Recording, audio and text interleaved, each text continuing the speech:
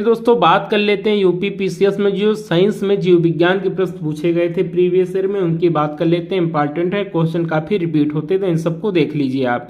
तो पहला क्वेश्चन की बात करते हैं, मानव शरीर की सबसे छोटी अंतःस्रावी ग्रंथि कौन सी है?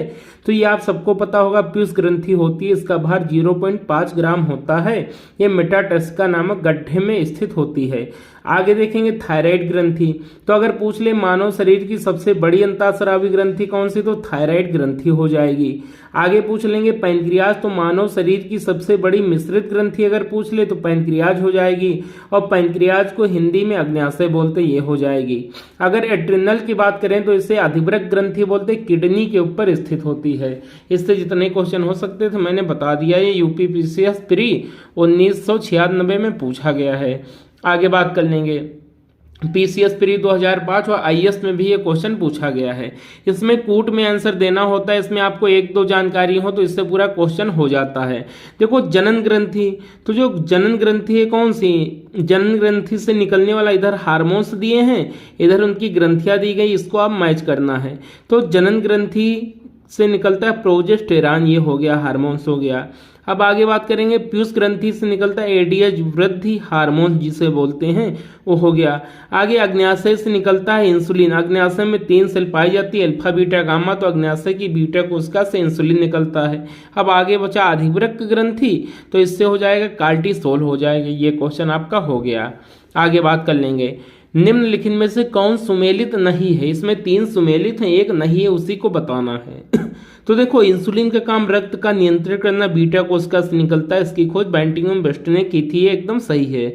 आगे देखेंगे मेलाटोनिन, तो निद्रा का नियंत्रण करता है, हार्मोन जो है निद्रा का नियंत्रण करता है, बिल्कुल सही है। ऑक्सीटोसिन पीयूष ग्रंथि से निकलता है और दुग्ध का नियंत्रण करता है, ये भी बिल्कुल सही है। अब गैस्ट्रिन जो अमाशय से निकलता है और रक्तचाप का नियंत्रण नहीं करता है, भाई ये गलत हो जाएगा। क्या हो जाएगा? ये आपका गलत हो जाएगा। रक्तचाप का नियंत्रण गैस्ट्रिन नहीं करता है, ये हो गया। आगे देखेंगे, अगले क्वेश्चन की बात करेंगे। ये भी पीसीएस प्री 2017 में पूछा गया है। अगले क्वेश्चन की बात करेंगे। इसमें दिया गया सूची ए को सूची बी दिया गया, सूची ए को बी से मिलाना है।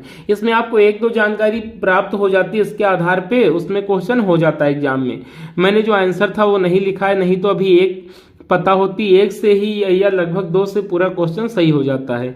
तो हम लोग देखेंगे। देखो अफीम किससे प्राप्त की जाती, तो आप सबको पता होगा फल से प्राप्त की जाती है। किस पौधे का फल, तो पैपावर सोमनीफेरम फल से प्राप्त की जाती है अफीम, जिसको हम आमतौर पे पोस्ता बोल देते हैं। अब हींग जड़ से प्राप्त की जाती है, तो हींग में क्या हो जाएगा, जड़ हो जाएगा। अब रबड़ की बात करेंगे तो तने से जो लैटेक्स निकलता है उससे प्राप्त की जाती है, ये भी सही हो जाएगा। अब कुनाइन जो मलेरिया की औषधि वो छाल से प्राप्त की जाती है, किससे, छाल से।